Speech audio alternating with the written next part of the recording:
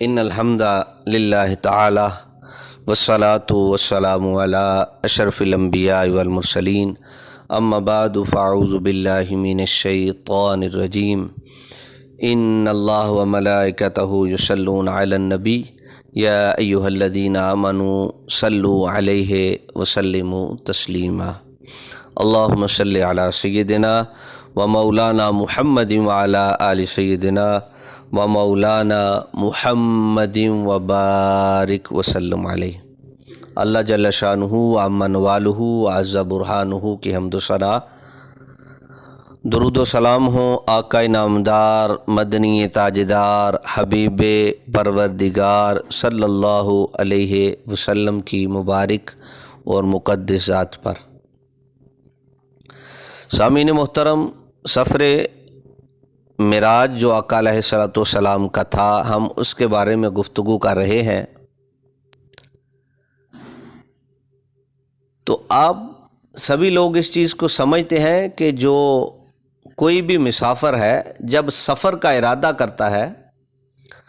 تو پھر وہ سفر کے لیے کچھ خاص تیاریاں کرتا ہے۔ سواری کا انتظام کیا جاتا ہے، لباس کا انتظام کیا جاتا ہے، زاد راہ کا انتظام کیا جاتا ہے، لیکن یہ ایک ایسا سفر ہے کہ جس کا دولہا، جس سفر کا مسافر ان ساری چیزوں سے بے نیاز ہے۔ اگر آپ توجہ سے سماعت فرمائیں تو رب تعالی نے آسمان کو انا زینا السماء الدنیا بزینۃ الکواکب کہ اللہ رب العزت نے آسمان کو پہلے ہی ستاروں سے زینت بخشی ہوئی ہے، سنوارا ہوا ہے، سجایا ہوا ہے۔ لیکن علماء فرماتے ہیں کہ اس رات آسمان کو خوب سجایا گیا، جنت کی حوریں، غلماں، ہر چیز کو سنوارا گیا، سجایا گیا۔ فرشتے قطار اندر قطار کھڑے ہیں، اور پھر ہر جس تک یہ خبر پہنچ چکی ہے، آسمانوں میں اس کا غلغلہ ہے، شور ہے کہ معراج کی رتیا دوم یہ تھی، ایک راج دلارا آوت ہے، لو لاک کا صحرا سر سوہت، محبوب ہمارا آوت ہے۔ تو آسمان میں ہر کوئی آپ کے انتظار میں تھا۔ تو جب سیدنا جبریل امی جنتی سواری براق لے کر آپ کی خدمت اقدس میں حاضر ہوئے تو آپ کی انداز محبت دیکھ کر وہ حیران رہ گئے کہ وہ حبیب، وہ پیارا جس کے بارے میں رب تعالیٰ فرماتا ہے یا ایھا المزمل قم اللیل الا قلیلا، کہ اے مزمل کی چادر اوڑھنے والے، رات کو عبادت کیا کرو، رات کو قیام کیا کرو، الا قلیلا، لیکن تھوڑا۔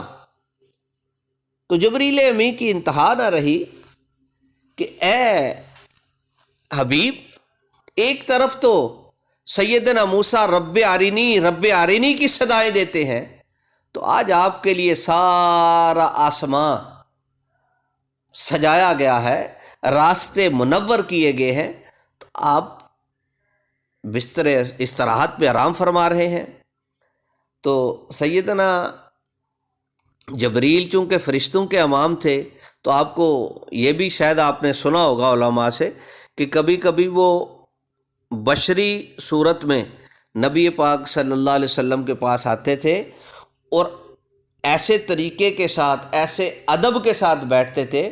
کہ صحابہ حیران رہ جاتے تھے کہ یہ ایسا مسافر ہے جس کو ہم نہیں جانتے، لیکن بارگاہ نبوی صلی اللہ علیہ وسلم کے آداب سے اتنا واقف ہے۔ تو وہ تو جانتے تھے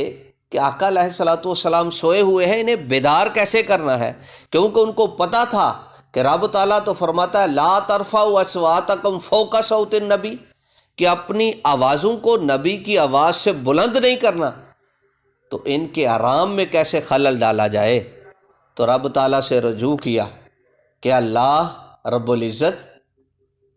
آقا علیہ الصلوۃ والسلام تو آرام فرما رہے ہیں، ان کو کیسے بیدار کیا جائے یا آپ کے بیدار ہونے کا انتظار کیا جائے؟ تو رب تعالیٰ نے کہا کہ میرے جبریل امی میرے حبیب کے پاس جائیں اور آپ کے جو قدمین شریف ہیں ان کو اپنے مبارک کستوری لبو سے بوسہ دیں، ان کی ٹھنڈک سے آقا علیہ الصلوۃ والسلام بیدار ہو جائیں گے۔ جب آقا علیہ الصلوۃ والسلام بیدار ہوئے تو پھر اس سفر کی تیاری کیسے شروع ہوتی ہے کہ سب سے پہلے آپ کا سینہ مبارک چاک کیا گیا، آپ کے دل مبارک کو آپ کے سینہ مبارک سے باہر نکالا گیا، جنتی برتن میں رکھ کر جنتی پانیوں سے اسے غسل دیا گیا، پھر آپ کے دل مبارک کو آپ کے سینے مبارک میں رکھا۔ اس کی وجہ کیا تھی؟ اس کی وجہ ایک یہ ہے کہ جب بھی کوئی مسافر سفر پہ نکلتا ہے تو راستے میں کچھ ایسے مناظر ہوتے ہیں جن کو وہ دیکھتا ہے تو حیران ہو جاتا ہے، بعض اوقات کچھ مناظر ایسے ہوتے ہیں کہ جن کو دیکھ کے بندہ ڈر جاتا ہے، بعض ایسے ہوتے ہیں کہ ظاہری طور پہ وہ خوبصورت ہے لیکن بندے کی اس کی طرف توجہ ہی نہیں جاتی۔ تو رب تعالیٰ نے اپنے حبیب کے دیکھنے کو کیسے قرآن مقدس میں ارشاد فرمایا، ما زاغ البصر وما طغی، فرمایا اس دیکھنے والے نے پھر ایسا دیکھا، یعنی سفر کی ہر چیز کو، بے شک یہاں جو خاص نقطہ ہے وہ دیدار باری تعالیٰ کا ہے، لیکن چونکہ یہ تیاری معراج کے سفر کے سلسلے میں ہے تو سفر کی ہر چیز کو، راستے میں آنے والے ہر منظر کو جو اللہ رب العزت آپ کو دکھانا چاہتا تھا تو آپ نے ایسے دیکھا کہ آپ کی نگاہ نہ ایک حد سے، یعنی حد ادب سے نہ آگے بڑھی اور نہ کوئی اس میں کجی پیدا ہوئی، بلکہ بڑے اطمینان، بڑے وقار اور بڑی توجہ کے ساتھ آپ نے سارا سفر کو دیکھا۔ اور جب آپ جبریل امی کے ساتھ نکلے تو براق پہ سواری کی تو آپ کا مسجد حرم سے مسجد اقصیٰ تک کا سفر جو تھا وہ براق پہ تھا، اور وہ تو آپ کو کل بھی بتایا ہے کہ مسجد اقصیٰ میں آپ نے انبیاء کی امامت بھی فرمائی۔ پھر اس کے بعد آپ کا جو سفر مبارک ہے جس کو اصل معراج کہتے ہیں، پہلا ہے اسراء، سیر، معراج یعنی بلندیوں والا سفر۔ جو آپ کو بلندیوں والا سفر ہوا تو اس میں آپ کو جو سواری دی گئی اس کا نام تھا رف رف۔ پہلی سواری کا نام تھا براق اور دوسری جو تھی اس کا نام تھا رف رف۔ براق جو ہے وہ ایک جانور تھا جو گدھے سے بڑا اور گھوڑے سے چھوٹا تھا، چوپاہا تھا یعنی 4 پاؤں والا تھا، اور اس کی رفتار کی یہ حد ایسی حد تھی کہ جہاں اس کی نظر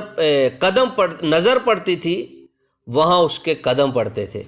یعنی بہت تیز چلتا تھا، اسی لیے اس کو براق کہتے ہیں۔ تو مسجد اقصیٰ تک آپ براق پہ آئے۔ مسجد اقصیٰ کے بعد جب آپ کا عرش معلیٰ سدرۃ المنتہا کی طرف سفر ہوا تو آپ کو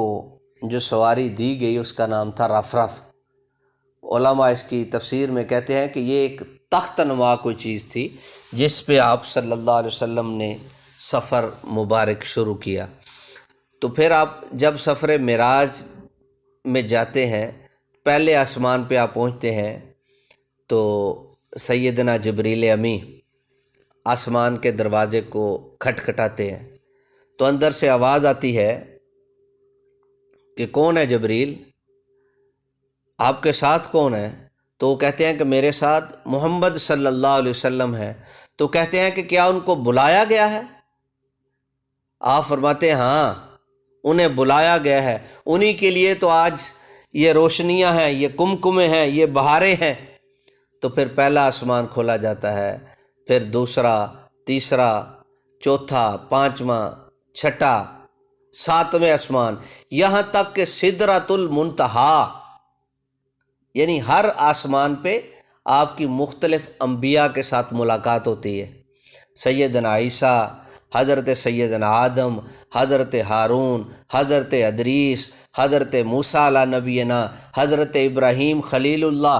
علیہ الصلاۃ والسلام، یعنی مختلف انبیاء سے آپ کی آسمانوں پہ ملاقات ہوتی ہے تو آپ ان کو سلام بھی عرض کرتے ہیں، وہ بھی آپ کو والہانہ آپ کا استقبال کرتے ہیں۔ لیکن جب آپ سدرۃ المنتہا پہ پہنچتے ہیں تو وہاں جو ایک درخت ہے جس کی ظاہری شباہت جو ہے جو بیری کی طرح ہے،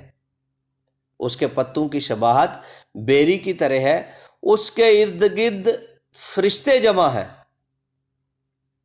پر نور درخت ہے، اور وہ حد ہے حضرت سیدنا جبریل امی، اس سے آگے نہیں جا سکتے۔ وہاں تک تو آپ نے جو سفر کیا وہ حضرت جبریل امی کے ساتھ کیا۔ جب اسے آگے بڑھنے کا آپ نے ارادہ فرمایا تو آپ نے کہا